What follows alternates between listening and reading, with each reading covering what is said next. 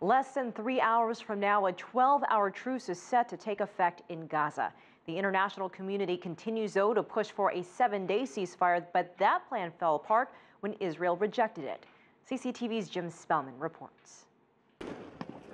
Hopes for a week-long ceasefire were dashed Friday after Israel's cabinet rejected the deal, blaming Hamas.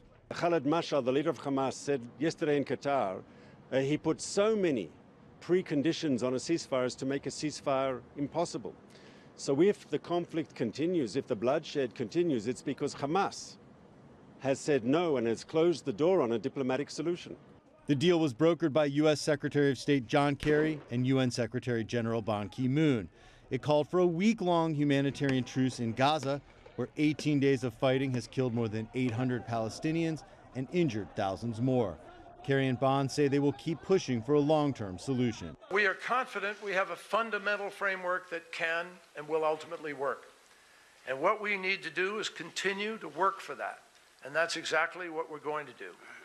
It isn't clear exactly what Israel objected to, but Israeli TV reports that during any ceasefire, Israel wants to continue its operations to destroy the underground network of tunnels like these that Hamas uses to move people and weapons across the Gaza-Israeli border.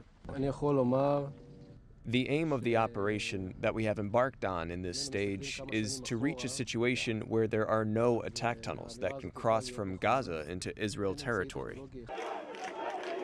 Earlier Friday, protests erupted in the West Bank where Fatah, the Palestinian group that is a rival of Hamas, called for a so-called Day of Rage in solidarity with Palestinians in Gaza.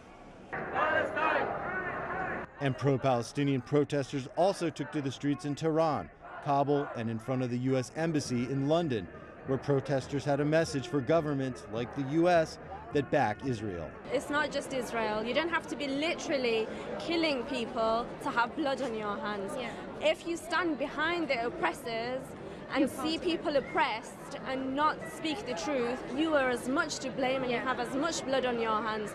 On Friday, the Israeli defense minister told troops that without a long-term ceasefire in place, Israel may widen its offensive as it seeks to, quote, demilitarize Gaza. Jim Spellman, CCTV, Washington.